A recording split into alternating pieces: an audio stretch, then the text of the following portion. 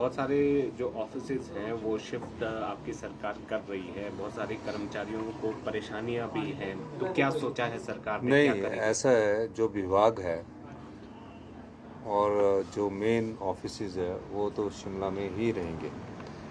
जैसे कमीशंस नए नए बन रहे हैं, जैसे जीएसटी कमीशंस है, रेरा है, और जो कमीशंस है उनको हम यहाँ से शिफ्ट करेंगे। जैसे अभी मैंने कहा कि शिमला को डीकंजस्ट करना है।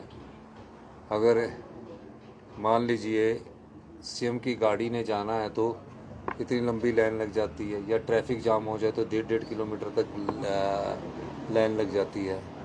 अब शिमला को हम कि सर्कुलर रोड को चौड़ा करने के लिए मैंने आदेश तो दिए ही हैं, लेकिन पहाड़ी क्षेत्र होने के कारण यहाँ की जो ट्रैफिक की समस्या बहुत बनी हुई है।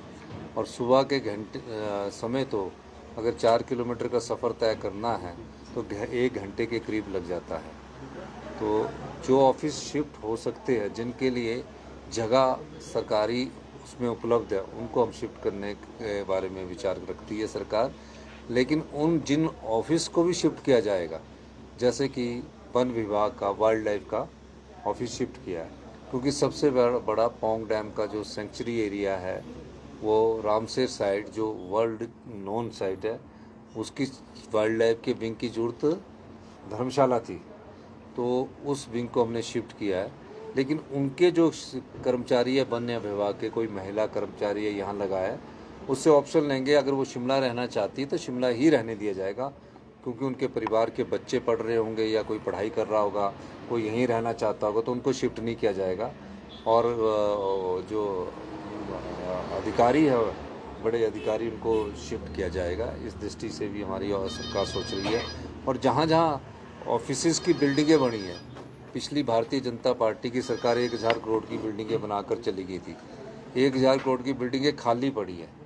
अब आप देखते होंगे कि सरकारी बिल्डिंगों की जो संपत्ति है, जो संपदा है, वो अगर खाली पड़ी है, एक ये बना दी है उस समय। अभी मैं पिछले दिनों जब बाई रोड वापिस आ रहा था तो ब्राड़ी घाट के पास एक टूरिज्म का ऑफिस है, वहाँ ट्रक खड़े हुए खाली पड़ी हुई है। तो ऐसी संपदा जो खाली पड़ी है, जिसमें करोड़ों रुपया खर्च कर दिया है, उसमें अगर धर्मशाला और मंडी में कहीं जगह होगी तो ऐसे ऑफिस शिफ्ट किए जाएंगे।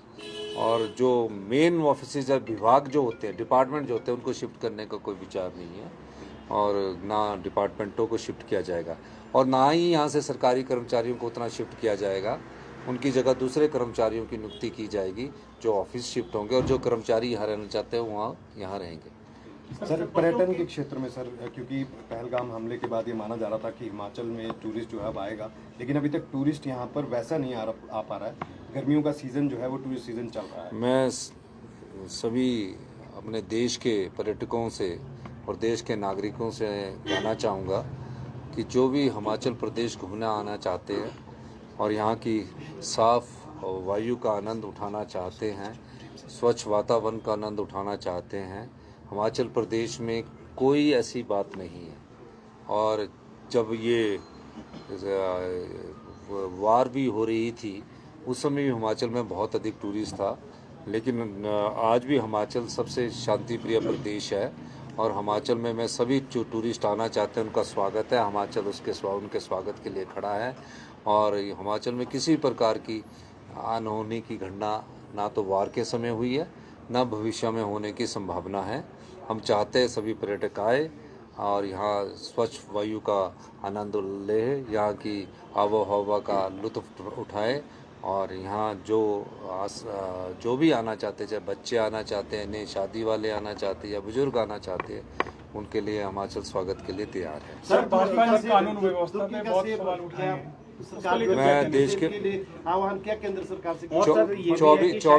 24 तारीख को मैं माननीय प्रधानमंत्री जी ने सभी राज्यों के मुख्यमंत्रियों की बैठक बुलाई है, और मैं पत्र लिखकर भी, जो तुर्की से सेब, हिमाचल के सेब बागवानों को से परेशानी होती है, सस्ता सेब बेच दिया जाता है, हम चाहेंगे कि जो तुर्की से सेब आता है उसने हिमाचल के बागवानों को प्रभावित किया है, इस प्रकार के सेब के आयात पर प्रतिबंध लगाया जाए। इस मामले में मैं व्यक्तिगत तौर से प्रधानमंत्री जी से भी बात करूंगा, और निश्चित तौर पर एक चिट्ठी मैं प्रधानमंत्री जी को भी दूंगा कि हिमाचल प्रदेश जो कि बागवान और सेब की दृष्टि से पहचाना जाता है, वहाँ के बागवानों को किसी प्रकार का नुकसान ना हो, क्योंकि जब बाहर से आयात सेब आता है तो हमारे सेब के दाम प्रति किलो के हिसाब से गिर जाते हैं। तो हम चाहेंगे कि तुर्की के सेब के आयात पर प्रतिबंध लगाया जाए। सर अमेरिका से भी यही जो है दिक्कत चल रही है कि इम्पोर्ट ड्यूटी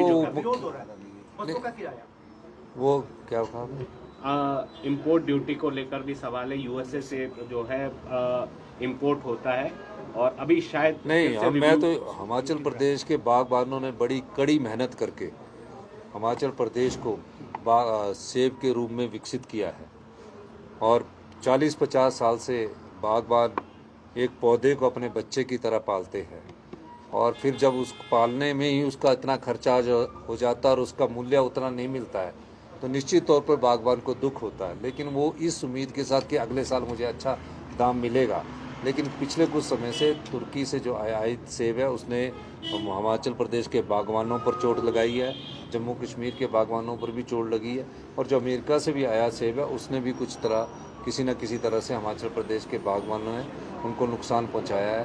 अब जो ट्रेड एग्रीमेंट होते हैं उस विषय में तो केंद्र सरकार ही बता सकती है, लेकिन हिमाचल सरकार इसका बाहर से आयात सेब पर डबल टैरिफ लगाने की बात कर सकती है। धन्यवाद।